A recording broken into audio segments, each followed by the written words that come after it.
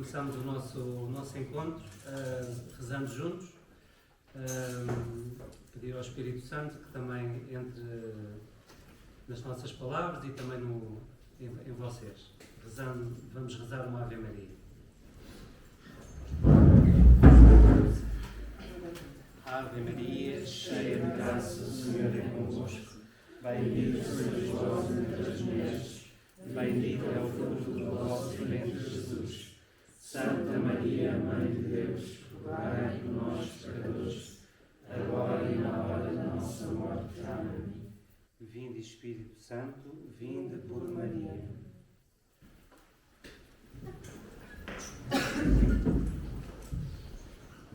Então começo por apresentar. Combinámos apresentar-nos um ao outro. Aqui ao meu lado, a minha esposa, a Carla Delca, tem 46, 47, mais ou menos. É professora do primário e vivemos na Lourinhã. O Miguel também é Delca, foi daí que eu herdei o Delca. E tem 49 anos, este ano faz 50. É natural de Setúbal, é o meu marido. O que é que eu posso dizer mais? É distribuidor de gás, mas é um homem trabalhador, principalmente. Ou seja, hoje distribui gás, mas já fez tantas e tantas coisas para prover à nossa família. E é isso. O Miguel, não sei, acho que disse que era natural de Setúbal ainda agora e foi aí que nós nos conhecemos. Começando a falar um pouco da minha infância, da minha juventude, cresci em Setúbal, tenho um irmão de 9 anos mais velho que eu, e na minha casa sempre se viveu eu posso, se calhar, falo em serenidade, não era paz, é uma serenidade, não havia conflitos, não me lembro nunca de ver o meu pai e a minha mãe a discutirem um com o outro, e cresci assim,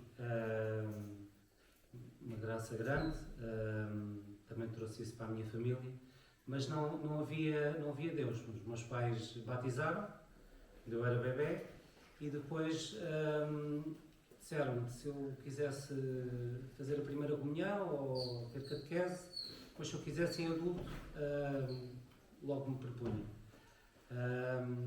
E cresci assim. Pronto, eu não. Eu vivi numa família que fui batizada, fiz todos os sacramentos da iniciação cristã e na minha casa eu era obrigada a ir à catequese e à missa ao domingo. A minha mãe não ia, o meu pai não ia, mas a minha mãe fazia questão de nos levantar, a minha e a minha irmã, e dizer, vais à missa com a tua avó. E a minha avó era, era o elo que me ligava a Deus. A minha avó paterna, a minha avó Ivone, era o elo que me ligava a Deus. Não havia outra coisa. Eu fiz todo o percurso de catequese e cheguei a ser catequista na adolescência sem nunca me ter encontrado verdadeiramente numa relação pessoal com Jesus. E depois, quando chega ali à fase da adolescência, em que na minha casa começam a haver problemas no matrimónio dos meus pais, a minha irmã, mais nova do que eu, 4 anos, logo numa adolescência muito precoce, quer namorar e quer sair de casa. Naquela altura, eu coincidiu também os meus 17 anos com a morte desta minha avó, que me ligava a Deus, coincidiu com a minha saída de casa para ir estudar para Setúbal, e assim, para mim foi um alívio sair de casa, sendo que me faltava um pilar e eu fui procurar encontrar no mundo aquilo que o mundo não me poderia dar. Eu fiz um percurso longe de Deus, sem família, procurando más companhias, vivendo uma vida durante uns 3 anos, pelo menos 3, 4 anos de vício. Havia de tudo. Era uma desordem. A minha vida era uma desordem total porque eu precisava de encher o vazio que dentro de mim me doía e me gritava imenso. não havia o que enchesse esse vazio. Hoje consigo perceber que não havia, porque é só Deus que o enche. Mas naquela altura eu não sabia, eu não tinha instrumentos, então procurava em tudo quanto era mundo. Durante esse tempo, estou a falar do ensino superior, durante esse tempo eu só vinha a casa quando o rei fazia anos, e tomara eu que não viesse, porque eu queria era estar longe de casa, porque na minha casa via-se muito mal.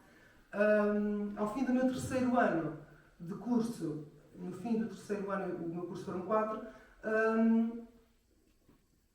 o Miguel, eu vi o Miguel pela primeira vez, embora nós já nos devíamos ter cruzado imensas vezes, porque os amigos eram os mesmos.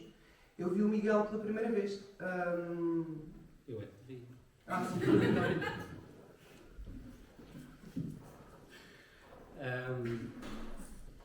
E então, é assim, eu realmente não gostava do ambiente que a Carla andava. Ou seja, quando ela vinha até mim, vindo desse ambiente, eu não gostava de estar com ela. Diz: quando estiveres melhor, vem ter comigo. Isso marcou-lhe muito. E então fomos, já namorávamos, então foi os vícios, ou seja, era de sair à noite, nós tocávamos na tuna, pronto, tínhamos alguns divertimentos. E depois chegou uma altura que ela acabou o curso, e os professores são colocados por vezes longe do sítio onde moram. E nós tínhamos combinado, se fosse colocada lá em Setúbal, começámos a fazer a nossa vida em Setúbal. Se fosse ao pé da terra dela, era assim que faríamos. E portanto fomos para Torres Vedras. Foi colocado em Torres Vedras. Foi uma graça de Deus, porque sem Deus existir, sem nós percebermos da presença de Deus na nossa vida, porque nós sempre nos rodeámos de amizades, fomos pessoas de relacionamentos, relacionámos com amizades. Pronto. E então foi um corte muito grande, porque saímos daquele meio. E descobrimos que realmente não eram verdadeiras amizades, porque saímos do ambiente, deixámos de contar.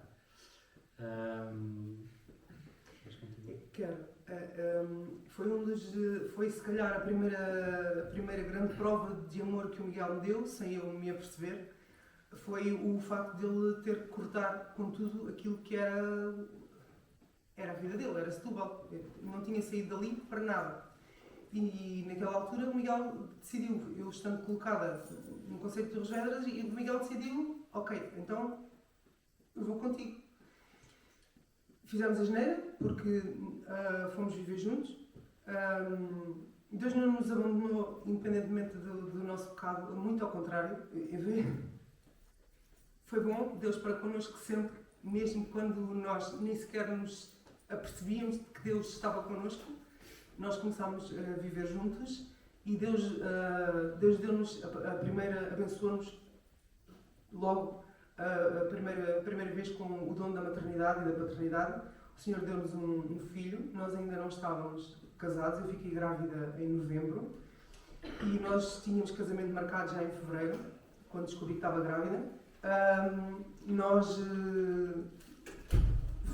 Hoje vejo o poder da cruz e que me está a gozar comigo. Hoje vejo o poder da cruz que o Senhor permitiu naquele momento, que foi sempre sendo uma água que vai amolecendo o terreno pedregoso do meu coração. Porque o Senhor colheu aquele filho, o Senhor levou aquele filho para o céu. Nós não pudemos ter aquele filho. É uma dor absurda, é daquelas coisas que a gente pensa que acontece na vida dos outros e a gente nunca imagina que nos acontece a nós. Ter um aborto espontâneo é terrível. Antes, como disse, já tínhamos o casamento marcado. Porquê? Porque na minha cabeça fazia muita confusão a pensar em ser mãe e não estar casada. Havia qualquer coisa dentro de mim que não batia certo. Ou seja, eu pensava, eu gostava muito, de ser mãe, gostava de ter filhos contigo, mas na minha cabeça não fazia sentido não estarmos casados. Então disse, olha, eu penso que era bom a gente poder casar, o que é que tu achas? E o Miguel, que é o mesmo desde sempre, disse, então se tu achas bem, a gente casa. Literalmente assim, não só pôs a nada, pronto, bem, achas bem, então a gente casa. E foi assim que nós casámos, sem a menor noção daquilo que fazíamos.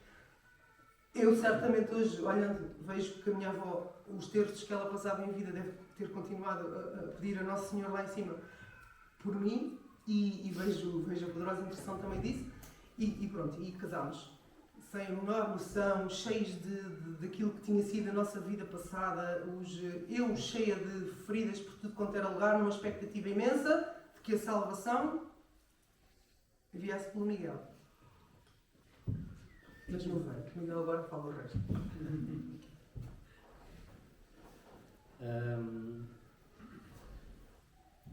O início do nosso casamento foi muito difícil, porque realmente não nos casámos bem. Embora quiséssemos levarmos Jesus para a nossa relação com o casamento, mas não começámos bem, e uma coisa que me fez muita impressão foi tínhamos o Miguel, tínhamos um trabalho, tínhamos uma vida estável, parecia que tínhamos tudo, e não havia satisfeita. Foi uma coisa que me chocou muito, mas sempre tive a esperança que as coisas mudassem e que alguma coisa mudasse, porque não estava nada fácil. Nunca nos pensámos em separar, mas não estava fácil. Nunca nos pensámos em separar, diz o Miguel, porque houve uma altura quando Deus apareceu na nossa vida, no limite já, porque assim, como disse o Miguel, eu tinha tudo para ser feliz, aos olhos daquilo que toda a gente considera, ou seja, eu tinha 2 filhos saudáveis, eu tinha uma casa, um trabalho, um marido excepcional, eu tinha tudo para poder ser feliz. E eu não era feliz, eu era extremamente infeliz. Eu tinha um desejo de morte incrível dentro de mim. Eu tinha desejo de acabar com a minha própria vida. E Deus foi muito bom para mim de não permitir que eu acabasse com a minha própria vida. Lembro-me de uma noite limite em que cá fora eu não conseguia dormir à noite.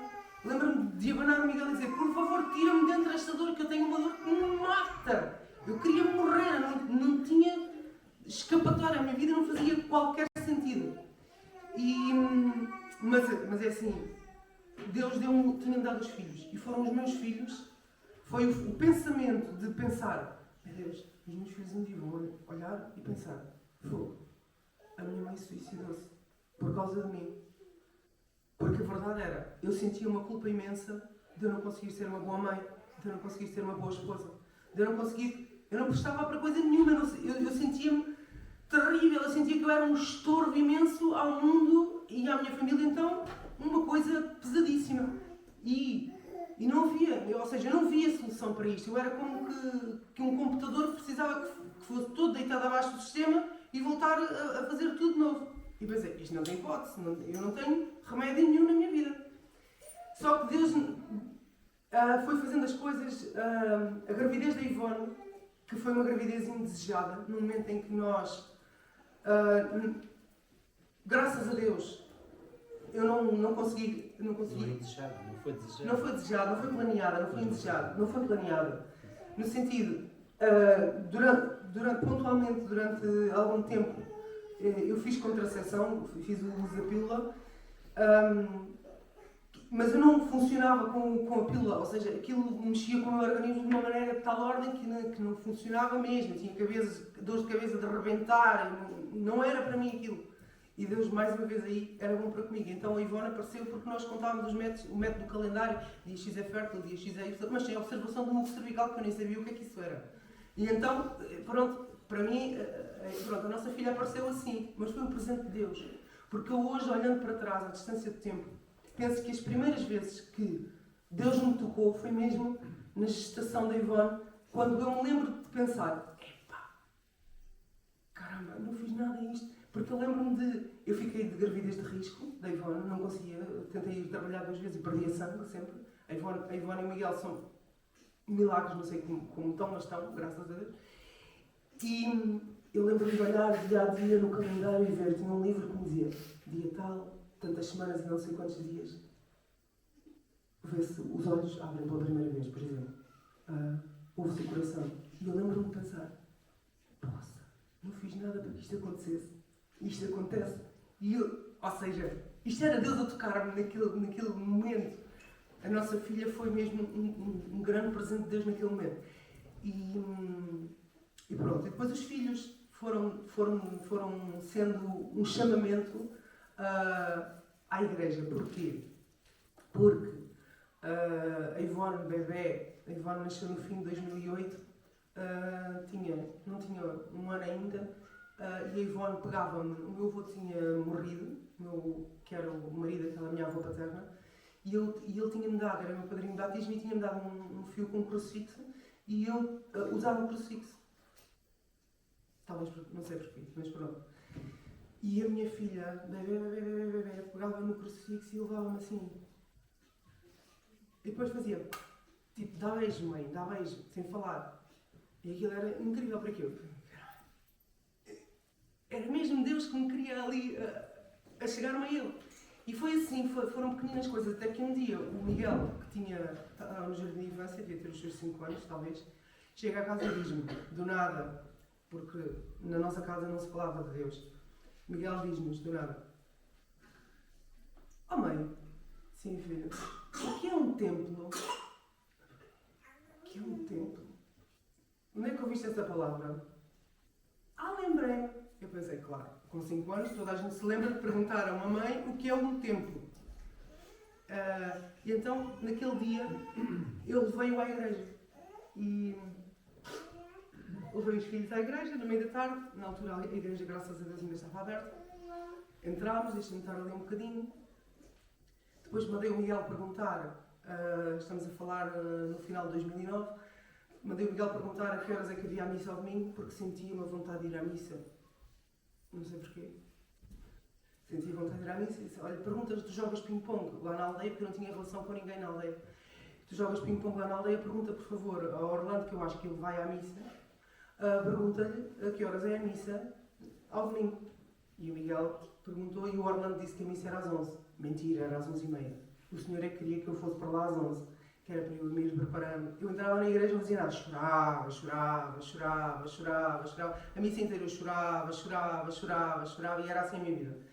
Pronto. Comecei... depois... Passei a ir à missa ao domingo. Nunca deixei de fazer comunhão. Fazia sempre a comunhão. Carregadinha de pecados até não sei mais... Carregadíssima. Eu não sabia que Jesus vivia na Eucaristia. Fiz catequese. Fui catequista. Não sei, se calhar disseram numa altura que eu estava distraída. Não sei. Ou surda, que eu acho que durante muito tempo vivi surda. Pronto, eu não sabia que Jesus vivia na Eucaristia, toda a gente ia à fila da comunhão e eu ia também. Até que depois fui ouvindo alguém falar e explicar que Jesus vivia na Eucaristia. Tive assim, meu Deus, inacreditável. Jesus mesmo Jesus que a gente ouviu na Eucaristia, pronto, foi assim um baque. E depois fui percebendo a importância da confissão. Um dia ao fim de uma missa, o padre disse-nos, o padre disse a quem foi à missa, que havia, naquele domingo, ele disse, na sexta-feira há confissões depois da missa das 9h30. Sexta-feira, 9h30, eu estava a trabalhar. Nem sei para que eu ouvi aquilo. Porque eu pensava, confissão, vou-me confessar de quê? Eu carregadinha de pecados até sei lá onde, vou-me confessar de quê? Pensava eu. Só que naquela semana, Deus quis-me pôr de baixa. Ou seja, eu fui trabalhar e perdi o equilíbrio. Quase umas coisas que a gente tem nos ouvidos, que depois só descobri mais tarde que era isso, uns cristais, ou não sei o que é que a gente tem no ouvido. Pronto, eu fiquei sem equilíbrio e eu não consegui trabalhar. Fiquei em casa. Só que sexta-feira já estava melhor e eu consegui ir à missa. Durante aquela semana toda, o Senhor foi-me mostrando coisas que eu não imaginava. Ou seja, foi mostrando a minha vida com um amor incrível e dizendo, vês, aqui, é pecado. Aqui é pecado. Vou-vos contar um.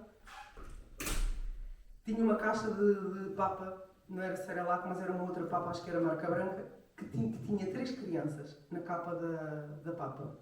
E aquilo era terrível, porque eu não conseguia tirar o olhar daquela capa, da papa, da caixa da papa. 3 crianças e pensava, poça, mas eu tenho 2 filhos, não tenho 3. Não, eu tinha 3, porque eu tinha tido um bebê antes.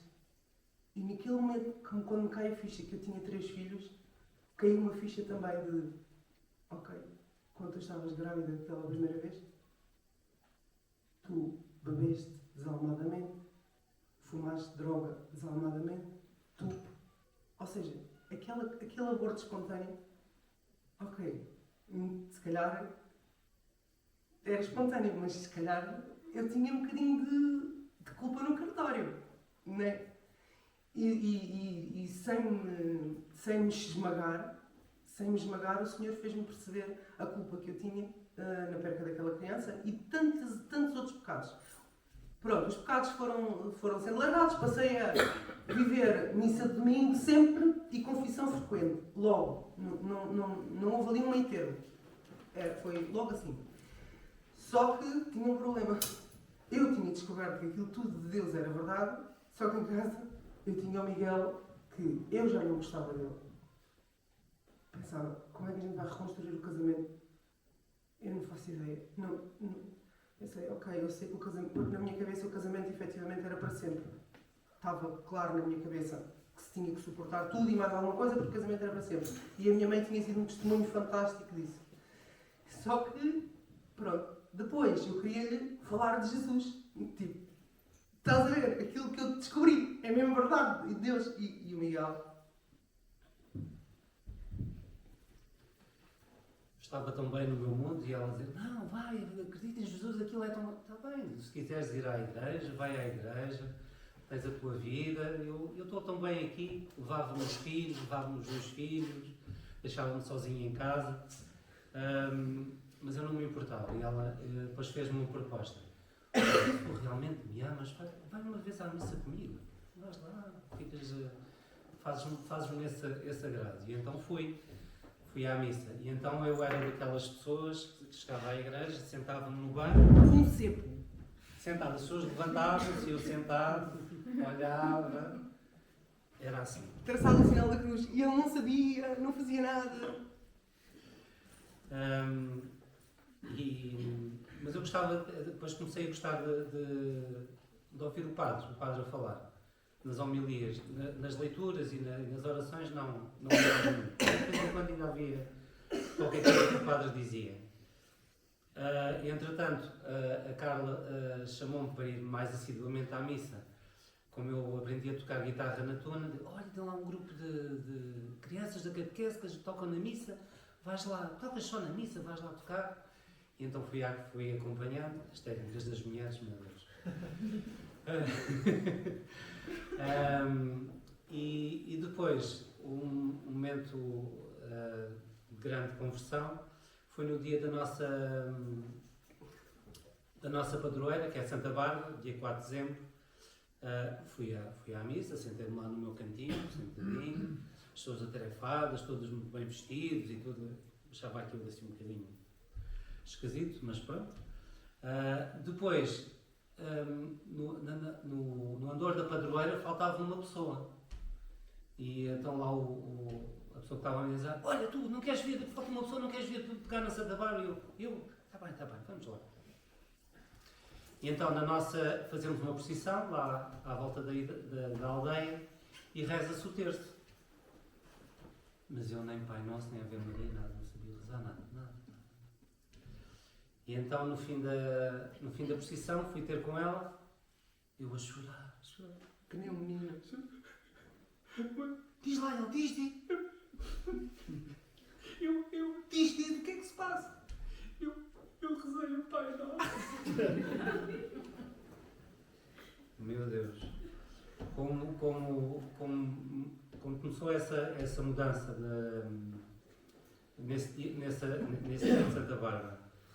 Depois comecei aos poucos a ir gostar de ir à missa, Depois vi ela e os nossos amigos a comungar.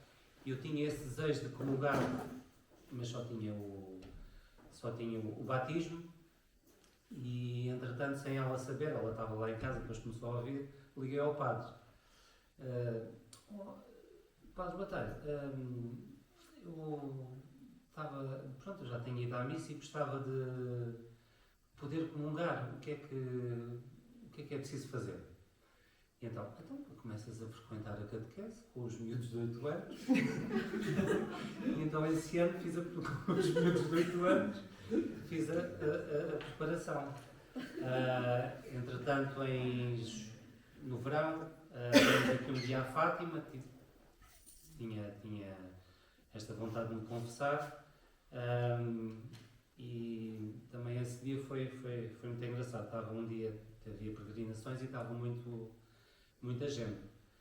E então fomos lá no santuário, fomos à parte dos estrangeiros, dos padres estrangeiros, que é do outro lado. Porque tínhamos crianças a fazer barulho na sala de confessionário. Exato. E então fui-me confessar. Eu já não me lembro da nacionalidade dele. Falei inglês para ele, mas eu acho que ou fui eu que me consegui explicar, eu também não percebi nada do que ele me disse. Eu saí. Isto parece que não me confessar. Ele absolveu. Isto parece que não me consigo confessar. Vou-me confessar outra vez. E então entrei outra vez. Fui um padre espanhol e pronto, consegui confessar. Pronto, eu consegui perceber o que ele me disse e eu acho que ele também percebeu o que eu disse. E depois, passado um ano, fiz a minha primeira comunhão e crisma e tive a Carla como madrinha. Neste entretanto, quando o Miguel se foi chegando à igreja e quando começámos a ir à missa todos os domingos, nós, na nossa paróquia, acabámos por nos encontrar com uma outra família primeiro. Alguns de vocês conhecem, a Mónica e o Daniel. Tinham também eles 2 filhos, 2 filhas no caso. A mais nova era da idade da nossa e eu lembrava-me da cara da Mónica e do Daniel, do obstetra, da sala de espera do obstetra, porque tínhamos estado grávidas juntas, sem nos conhecermos, não sabíamos ideia que eles moravam ali, e nem quem eram, mas tínhamos estado juntas no médico, ela grávida da Laura e eu grávida da Ivone. Depois, um dia, foi ela que se dirigiu a mim e disse: olha, tu não gostas de cantar? E eu gostava de cantar, tinha feito um monte de vida na tuna, como o Miguel disse.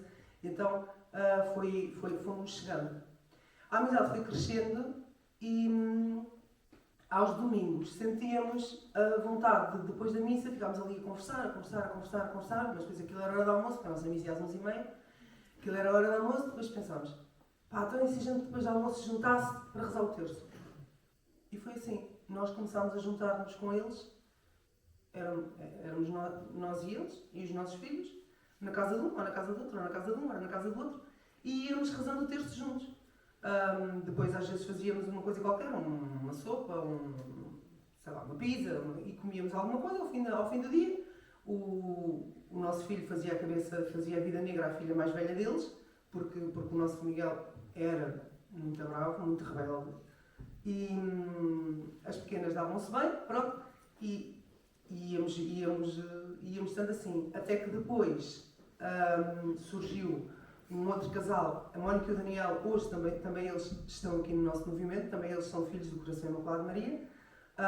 Apareceu um outro casal, a Ana e o Mário, também eles são filhos do Coração Imaculado de Maria e fazem parte deste movimento, também da nossa paróquia.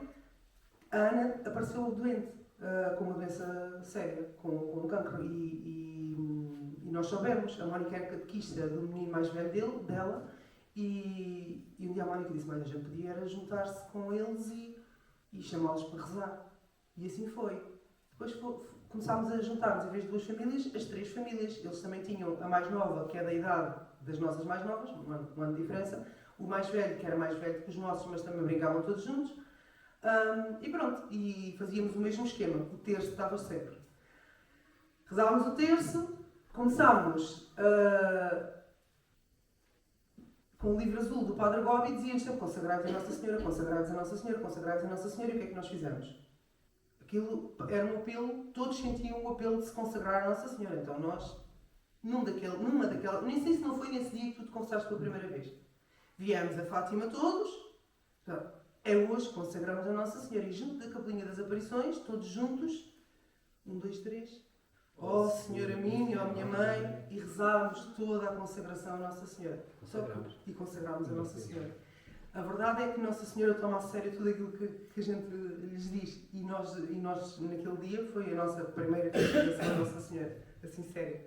Foi na Capelinha das Aparições, as 3 famílias. Pronto. Outras famílias foram chegando sempre e foram muito importantes no nosso caminho, porque foram alimento para nos manter fortes no caminho, porque é difícil. É difícil o matrimónio, é difícil a vida da fé, a vida em Deus, porque a vida às vezes abana-nos e são uma mais-valia grande. Só que só são uma mais-valia grande, isto foi uma coisa que me fui apercebendo, que é, nós acabámos por chegar a esta casa a convite de uma dessas amigas a que tinha estado doente, que veio num 15 de agosto a Fátima e encontrou o Padre Alberto no confessionário, e o Padre Alberto fez-lhe um convite e ela ficou de tal ordem entusiasmada que levou aquele entusiasmo até nós e nos convidou: venham. E a gente veio. Um retiro de silêncio. Eu vivia já, naquela altura, quando cheguei aqui a casa, há uma semana atrás, antes de vir aqui, tínhamos perdido o nosso quarto filho, porque fiquei grávida novamente e o Senhor novamente nos levou àquela vida. Então o nosso quarto filho também ele foi para o céu, e eu cheguei a esta casa desfeita, completamente desfeita. Nós tínhamos dentro do nosso coração o desejo de ter alguém que nos orientasse espiritualmente, então no fim do retiro fizemos o pedido ao Padre Alberto se queria ser o nosso diretor espiritual. E então o Padre Alberto foi muito sábio, porque nos disse... Fez-nos sofrer um bocadinho. Não, fez-nos rezar. Disse-nos: rezam a Nossa Senhora, e se for assim que ela quer, então eu vou ser. Só que na nossa cabeça aquilo fazia sentido, mas ao mesmo tempo pensávamos: como é que a gente vai fazer para se dirigir espiritualmente a uma pessoa que está em Fátima? Nós estamos no Lourinhã. Não é possível. Como é que vamos fazer? Não é viável. Porque na nossa cabeça não era viável vir aqui uma vez por mês, quer dizer. Não era completamente inviável. Eu estou a rir porque a gente agora vem para todas as semanas. E então... mas pronto. Aquele retiro de silêncio... Não sei o que é que se passou naquele retiro de silêncio. Eu estava muito desarrumada emocionalmente para perceber alguma coisa. Mas sei que foi uma coisa muito forte. Porque nós que tínhamos entrado com a noção de que queríamos um diretor espiritual, mas que era muito difícil vir sempre a Fátima, na semana a seguir era o primeiro sábado, e viemos ao primeiro sábado, porque queríamos estar aqui outra vez. Esta casa tinha um ímã que nos atraía. E cada vez que vinhamos, tínhamos a vontade de vir outra vez. E cada vez que vinhamos, tínhamos a vontade de vir outra vez. E vir outra vez. E vir outra vez. Havia qualquer coisa aqui, a vivência...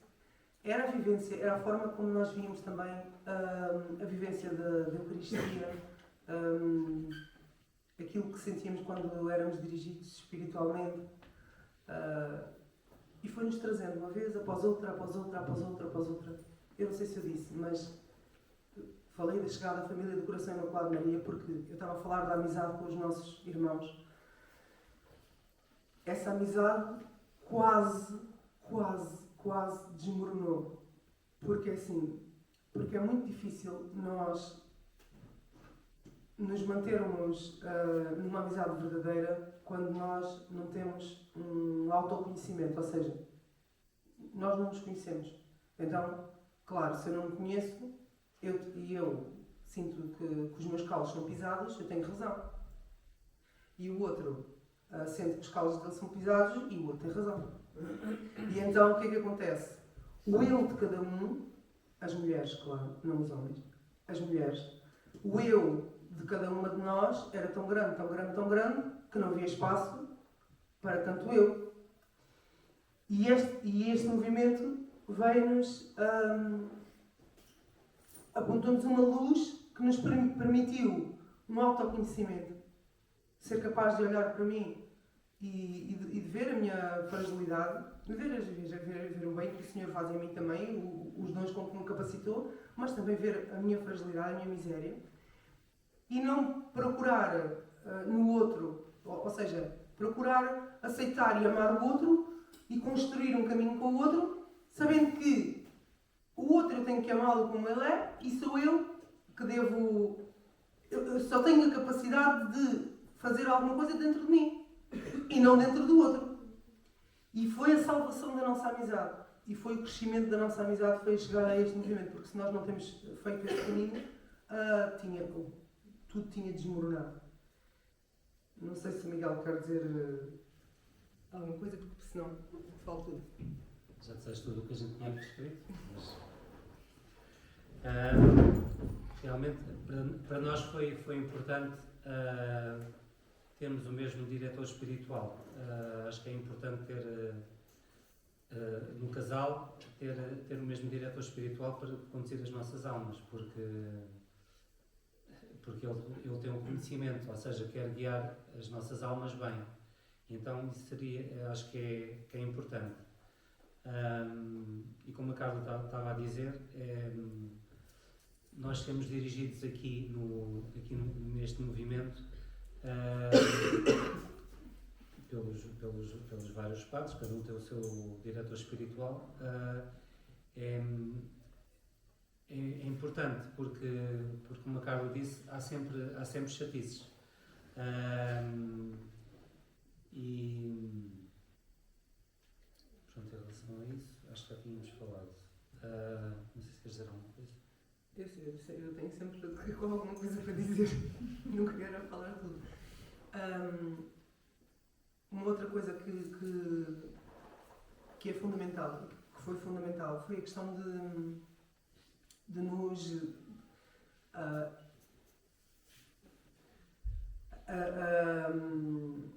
a direção que recebemos acaba por nos trazer um desejo de santidade, ou seja, faz-nos caminhar, porque assim, as dificuldades existem, e falando na questão de marido e de mulher,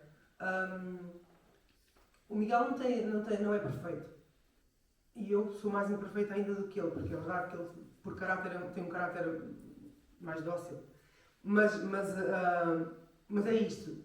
Aqui nós acabamos por ganhar armas da direção espiritual, mas também das meditações, daquilo que nos foi dado, do nosso próprio carisma.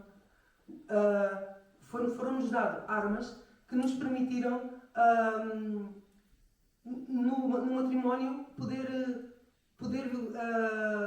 vivê-lo santamente e ambicionar vivê-lo sempre cada vez melhor, cada vez melhor. Veio dar significado àquilo que aqui aprendemos e aquilo que daqui levamos, veio dar significado ao nosso dia-a-dia, veio nos ensinar a viver o nosso dia-a-dia, enquanto mãe, enquanto esposa, enquanto professora, enquanto filha, enquanto amiga. Não sei se o Miguel quer dizer alguma coisa sobre isso, senão vou continuando. É assim, eu estou-me a lembrar que é assim, aquilo que faz. Estou-me a lembrar de uma situação que me faz. Que aconteceu, acho que esta semana.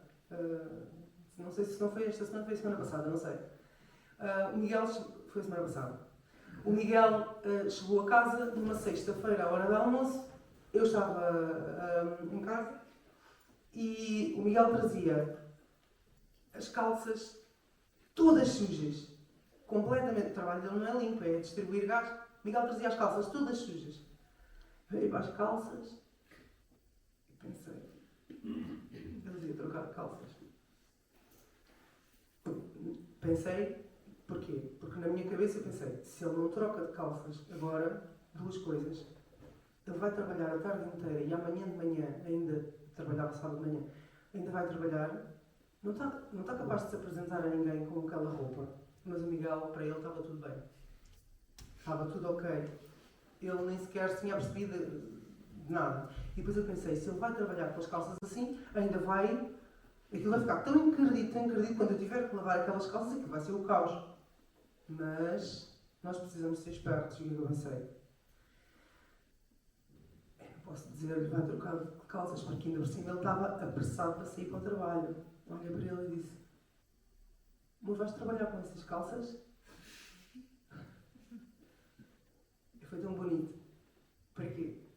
Miguel olhou para mim e disse-me, porquê? Achas que eu devia trocar? Se tu trocasses eu ficava contente, acho que era bom. E o Miguel foi trocar de calça. A gente está-se a rir porque é uma situação caricata, mas é isto que a gente aprendeu aqui. E que oxalá tivéssemos tido tempo de aprender lá atrás, quando a nossa vida começou. Eu percebo que são estas coisas que me fazem hoje, à distância de quase 22 anos, amar mais o Miguel do que no dia que me casei. Porque assim, naquele dia a minha admiração por ele cresceu. Porquê? Porque eu olho e vejo o quê? Caramba, vê como ele é virtuoso, como ele me ama. Não é? Ele podia ter dito, mas não percebes que eu estou... Era legítimo. Porque ele estava a 1 minuto dentro... Está bem que ele trabalha ao lado de casa, mas... Ele estava a 1 minuto de entrar no trabalho, eu olho para as calças dele e digo... Ele era legítimo ele dizer-me, olha não, desculpa lá, também não é assim tão importante, é só hoje à tarde e amanhã, quer dizer, ou troco hoje à noite e amanhã logo visto outras. Não, incrível. E isto é um dom que acolhemos aqui, porquê? Porque nos ensinam tantas e tantas coisas que nos fazem... que nos fazem conseguir dar cimento à nossa vida, à nossa relação. Agora falas. Com a nossa chegada aqui à família também conhecemos outros casais, outras famílias. Isso foi importante para nós os 4, tanto o Miguel e o Ivone, os nossos filhos, também como para nós. Os nossos filhos, por conhecerem santas amizades, têm aqui alguém que também ajuda, as irmãs, os padres, que também ajudam a brincar com eles, mas também a levá-los a elevar o espírito. E em relação aos outros casais que conhecemos aqui, é bom porque também ficamos a conhecer pessoas que não são lá da nossa zona, que não conhecíamos, mas que têm o mesmo espírito. E isso é bom porque crescemos, ou seja, cada um ajuda o outro no nosso caminho e levamos o nosso espírito. Outra coisa que também o Senhor nos deu aqui na família, no nosso percurso, foi nós sempre, até hoje, nós gostávamos de ter mais filhos. Isso dentro de nós, isso existe. Mas sabemos perfeitamente que as probabilidades são muito poucas. Mas interiormente temos temos esse desejo. E nós conhecemos aqui uma família que teve uma filha com trissomia 18. E a mãe dessa menina convidou-nos para padrinhos. E nós percebemos que o Senhor também nos queria dar filhos, não filhos de sangue, mas também filhos espirituais. Foi a Mariana, mas se calhar mais para a frente pode ser uma pessoa de 10 anos, de 20 anos, pode ser um filho espiritual. É isso que também o Senhor nos tem mostrado. Sobre isto da abertura à vida, quando comecei a perceber numa dimensão maior aquilo que era a vida e começámos para mim, eu percebi a necessidade de me abrir à vida primeiro do que o Miguel. Porque o Miguel ainda não, foi logo lá no início da conversão. E então, para mim, fazia-me muita aflição haver uma intimidade entre nós e o Miguel não se dar todo a mim. Fazia-me mesmo muita aflição. E lembro-me de ser motivo de lágrimas na intimidade, para mim. A intimidade ser uma coisa aflitiva que me fazia chorar, porque era mesmo muito difícil para mim o facto da não abertura à vida. E depois, quando nos abrimos à vida, apareceu o tal filho que vos falei ainda há pouco, que tínhamos perdido quando chegámos a esta casa, mas depois Deus fez-nos perceber que a maternidade e a paternidade a abertura à vida não é uma questão de número de filhos que nós temos. A abertura à vida é uma disposição de coração a acolher a vontade de Deus para aquilo que é a minha maternidade ou a minha paternidade. É isso que o Senhor espera de nós. E percebemos, isto que o Miguel está a dizer é importante porquê? Porque foi motivo de sofrimento, muito sofrimento. Nós, a seguir, passámos uma série de anos depois daqui chegámos. Chegámos aqui em 2013. Fizemos a entrada com a consagração em 2014. Nós ficámos 2013, 14, 15, 16, 17. Em 2018 percebi que tinha uma trompa obstruída e por bondade fui muito acompanhada aqui, muito acompanhada aqui. E não falo de um acompanhamento espiritual só, falo também de um acompanhamento material que me permitiu fazer uma cirurgia de desobstrução da trompa. Nós fizemos a cirurgia de desobstrução da trompa em 2018 e eu fiquei grávida novamente. E é belíssimo perceber que foi um momento, vou-vos contar um momento de maior amor, onde eu percebi o maior amor de Deus para comigo. Foi nessa altura. Eu perdi também esse filho. É uma crueldade, a gente pensa, poxa, caramba, depois de penar, de fazer uma cirurgia, depois de... Mas Deus, não sei como, é misterioso. Naquele momento eu senti uma paz inacreditável e senti uma experiência forte do amor de Deus. Com o passar do tempo, à distância, consigo olhar com frieza e perceber que aquilo que o Senhor nos chamava a fazer naquele momento e a partir daquele momento na nossa vida de intimidade, de doação, enquanto esposas, era a reparar os pecados da vida. Naquela altura, antes de entrar no bloco operatório, tínhamos um carrinho de gêmeos ao nosso lado e a mãe dos gêmeos disse: Clara, Francisco. E o meu mundo caiu, porque eu tinha sido madrinha naquele ano de uma Clara e de um Francisco. Eu estava a entrar no bloco operatório e eu sabia que aquilo já não poderia fisicamente reverter alguma coisa, mas o Senhor tinha mostrado naquele momento, antes de entrar no bloco operatório, qual era verdadeiramente a nossa vocação. Não era a maternidade física mais, ponto. Foi difícil, muito difícil, até porque o Senhor encheu os nossos irmãos, as famílias que estão ao nosso redor, o Senhor encheu de filhos, graças a Deus, nossos sobrinhos, mas foi difícil para nós viver isso, e foi difícil para nós perceber esta vocação, que é uma vocação de reparar os pecados contra a vida, mas é uma reparação também, sempre que nos unimos, poder reparar por tantos matrimónios que vivem mal, por gente que não vive bem, que não se dá bem, que não se dá em santidade dentro do matrimónio. Começamos a perceber aí a nossa vocação. E a Mariana veio pôr o carimbo de Deus a dizer: efetivamente, agrado-me da vossa oferta. A única filhada que nós temos em conjunto é a Mariana. Trissomia 18. É belíssimo. E foi uma experiência incrível.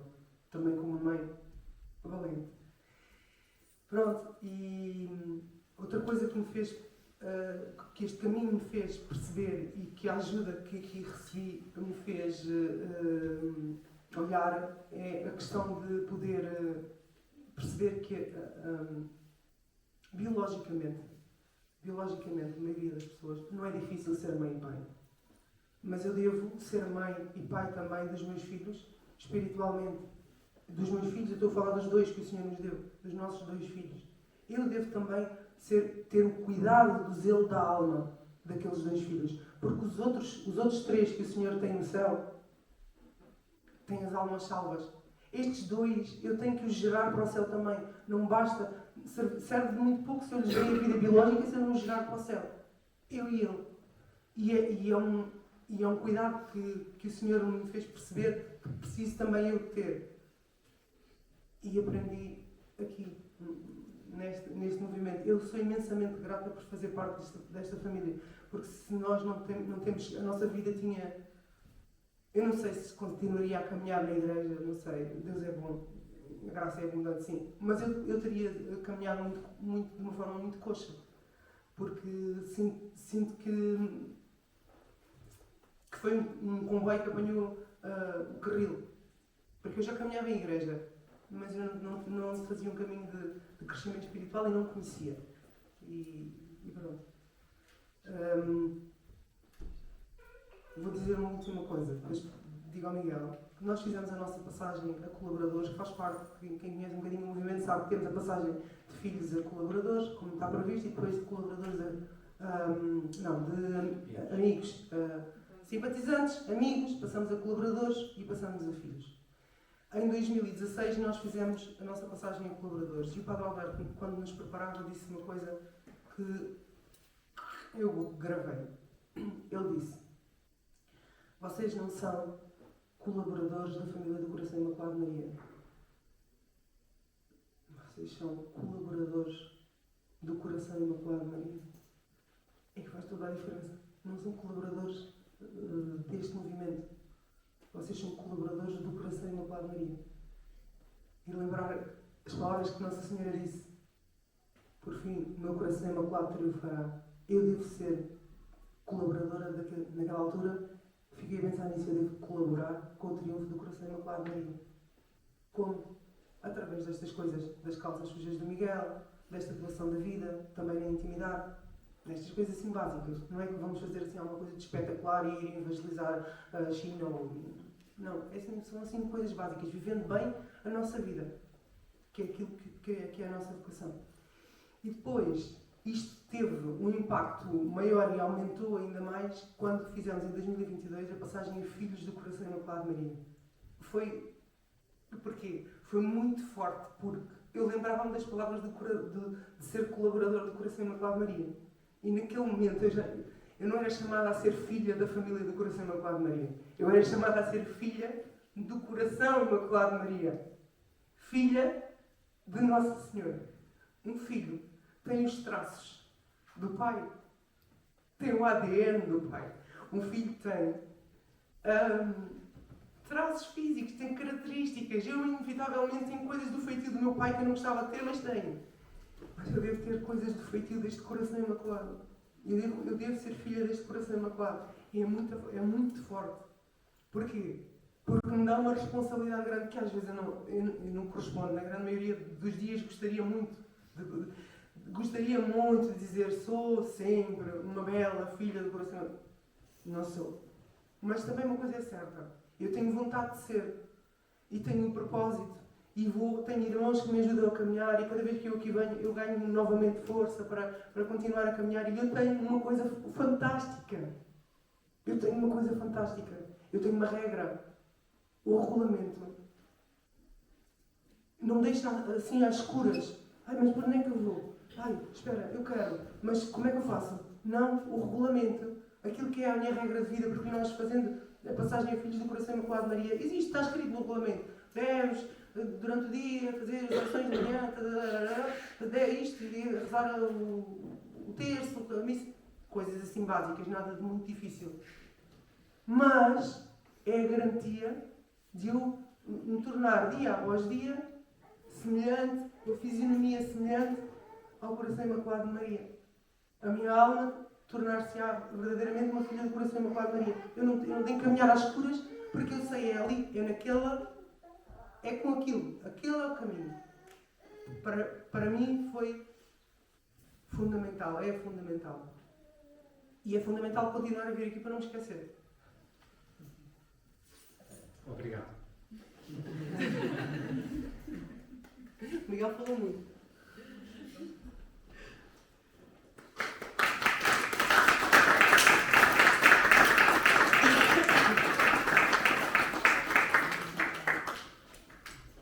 Pronto, não sei se há alguma coisa que queiram perguntar, senão... Obrigado. De nada. Deixa-me dizer, obrigado, grande testemunho, simples, mas forte. Não pensava que já que eu conheço, alguma coisa não conhecia. Muito bem. Mas eu penso que também este jovem casal, alguns têm já 35 anos, portanto, eu disse que começamos mesmo convosco a esta idade, né? Eu penso que esta vossa experiência, este testemunho, tocou muito a eles, em relação sobretudo à necessidade de fazer um caminho sério com o Senhor e Nossa Senhora, um caminho sério. É tudo a ganhar, né? Nós pensamos que andar atrás de Jesus e Maria é qualquer coisa de sacrifício, de obrigações, de seca. Não, é tudo a ganhar, né? Portanto, como se apresenta este casal, respeito a como se conheceram, há um mundo de diferença. Como eles disseram, nos amamos mais agora, depois de 22 anos de casamento. Quando na vida mundana se vê que depois de alguns anos de casamento já são cansados uns dos outros. Aqui o amor cresce, e não se sabe até onde chega. Hein?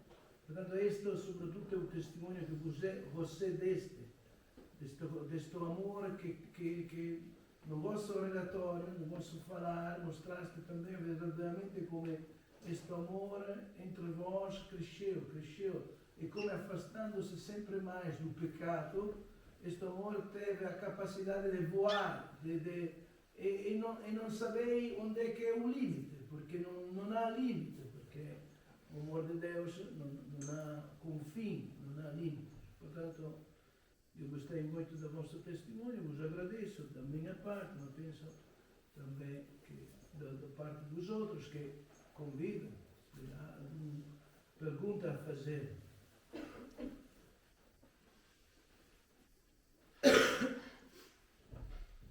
Eu posso perguntar. Obrigada pelo vosso testemunho. Será que podiam partilhar um bocadinho convosco como é que é a vossa dinâmica espiritual no vosso dia-a-dia? Sim. Então nós começamos de manhã, eu acordo um pouco mais cedo, começamos de manhã a fazer as orações da manhã, juntos.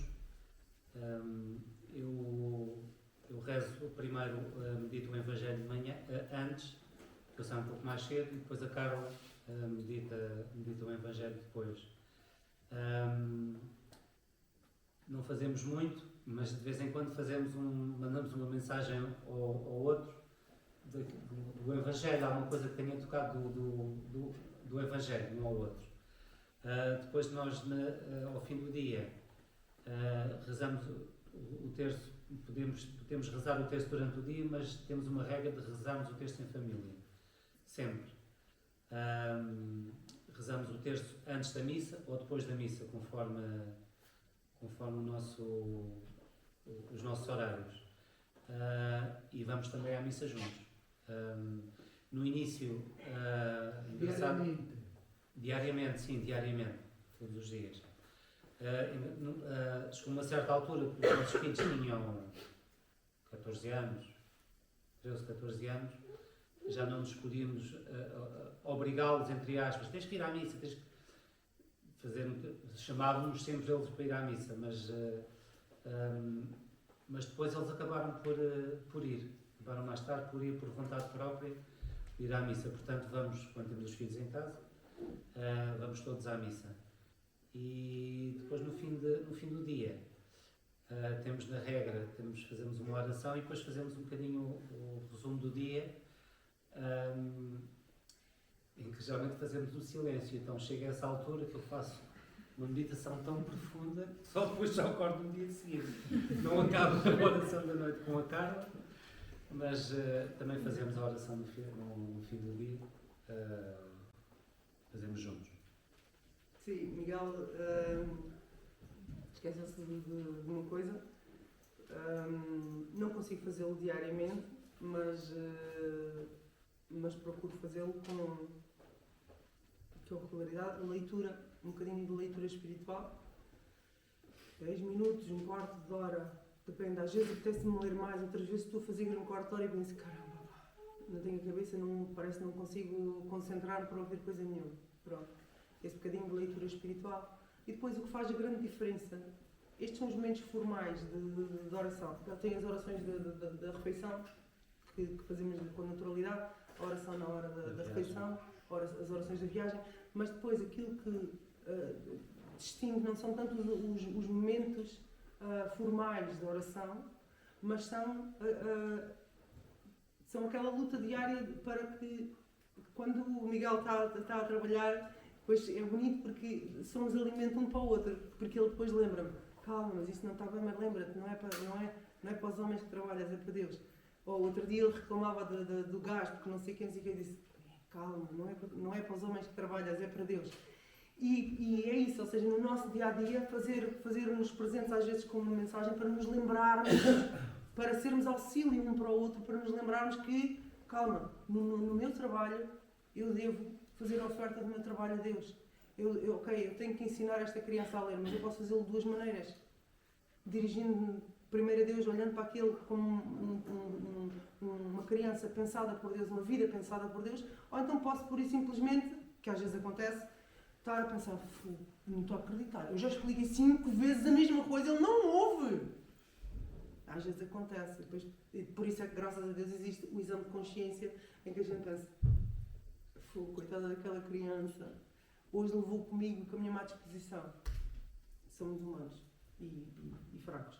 Mas é isso, é também, mais do que os momentos formais, é também o sentido que damos à nossa vida diária, às pequeninas coisas, às tarefas de casa, mas ao trabalho também fora de casa. É isso.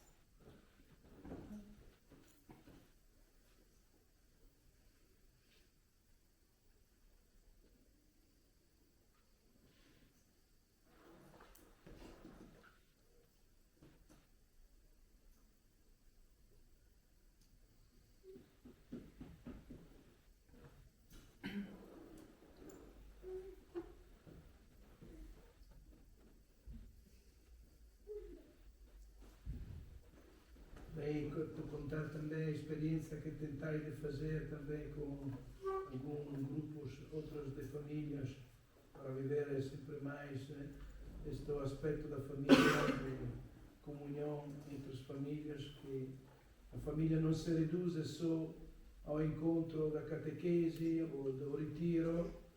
A família deve procurar sempre mais momentos de comunhão para fazer junto com outros um caminho de santificação, de tocar este assunto também. Que são, o que o Alberto está a dizer, tem a ver com aquelas famílias que inicialmente vos falámos, que Deus providenciou na nossa paróquia. Somos todos. Hoje somos 6 famílias. Mais 7 famílias. E procuramos crescer perto. O Senhor deu-nos a graça de, geograficamente falando, estarmos muito perto. Somos todos da mesma paróquia.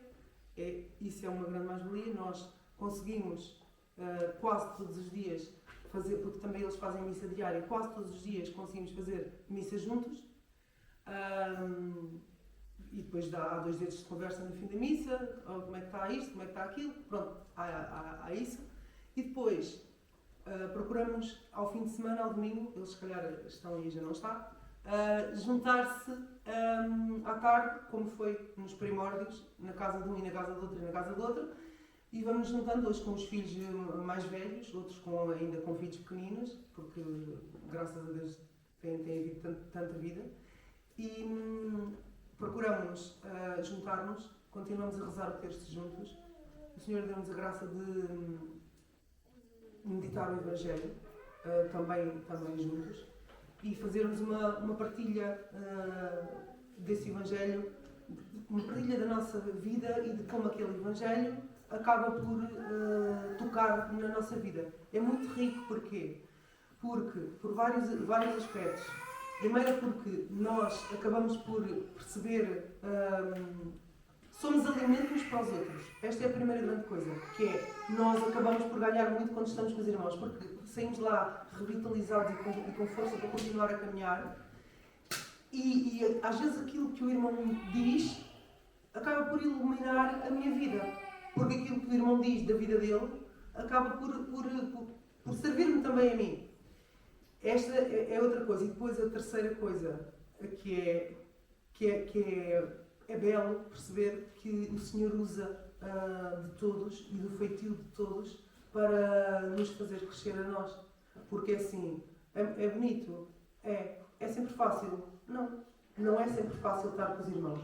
Por vários motivos. Primeiro, porque o primeiro grande motivo é vencer o meu comodismo. Que às vezes estamos a ficar cada vez mais velhos, que às vezes estamos cansados, queríamos era uma mantinha nas pernas e ficar sentados no sofá ao domingo à tarde, e temos que vencer o nosso comodismo para podermos estar com os irmãos, mas isto acaba por nos fortalecer. Porquê? Porque aquilo que ouvimos aqui depois faz eco lá também, na nossa vida, no dia-a-dia, quando saímos. Às vezes vamos sem vontade, mas quando saímos vamos revitalizados.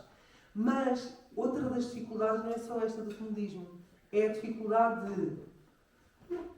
Há irmãos com quem é fácil a gente se relacionar, porque têm filhos fáceis. São dóceis, são pessoas afáveis, mas há aqueles irmãos que a gente pensa, não estou a acreditar outra vez, hoje não consigo mesmo olhar para ele. Eu amo, o meu desejo é amá-lo mais ainda, mas caramba, é como acontece também connosco. Eu amo o Miguel muito, mas tem dias que eu penso, poça, esta característica dele aborrece-me tanto, irrita-me tanto, gostava tanto que ele pudesse ser diferente. E é isto que acontece também entre os irmãos. E como somos poucos, porque quando estamos aqui, vocês terem são muitas famílias, mas nós quando vimos aqui ao retiro das famílias, nós velhos somos muitos. Vocês são 9 famílias, pai. Nós somos muitos. Então é fácil. Se eu olho para o A e não gosto tanto de falar com o A, é fácil. Vou falar com o B. Só que ali somos aquelas famílias e aquelas famílias. Se eu não gosto, tenho que comer a mesma. Não tem outra hipótese. E isso é uma mais-valia, porque assim, eu poderia pura e simplesmente dizer, se não gosto tenho que levar com ele. Não vou levar com ele. Se não gosto, desarrego-me. Mas a questão é, o que é que eu quero? Eu tenho que procurar perceber o que é que eu quero para a minha vida. Eu quero continuar com aquele coração, com aquele meu coração fechado, que olha para aquele e continua a olhar para aquele e não quer saber, e viver a minha vida conforme eu penso, da maneira que eu penso, ou eu quero realmente que no meu coração que o meu coração possa parecer-se mais com o de Nossa Senhora. E se eu realmente quero que o meu coração possa parecer-se mais com o de Nossa Senhora, eu devo vencer-me a mim mesma e ao meu feitiozinho, que não é bom e que deve torcer-se para amar aquele irmão nas características que aquele irmão tem, que não é fácil. É mesmo difícil. É mesmo difícil. Às vezes é mesmo muito difícil e a cruz para nós. Mas é assim, também aquele irmão só vem... Se aquele irmão não existisse, eu nunca saberia que dentro do meu coração tinha aquela porcaria que existe. Aquele irmão, só existindo, faz-me olhar para mim e perceber, és mesmo miserável. Olha para ti, isso existe dentro do teu coração. Ainda bem que aquele irmão existe, porque se aquele irmão não existisse, eu continuava com aquela miséria dentro de mim, mas só que estava escondida. Um dia, Pai Senhor eterno descansa entre os esplendores da luz perpétua, fazia o funeral à Carla, chegava lá acima, ups! Parece que o teu coração não é assim tão parecido com a Nossa Senhora. Ah, mas ela era boazinha. Pois, se calhar não era tanto. Estão a perceber? Ou seja, aquele irmão é uma pérola na minha vida. Porque me leva a perceber aquilo que existe dentro de mim e que não é tão bom. E isto acontece de uma maneira muito maior no matrimónio. Mas eu estou a falar de barriga cheia, porque o Miguel tem um bom feitio. O Miguel é mesmo bom de saturar. É verdade, o Miguel é bom de saturar. Pronto, mas... Tem as minhas características. Tem as suas características. O Miguel às vezes é muito bom de saturar que a mim enerva-me, porque é tão bom de saturar.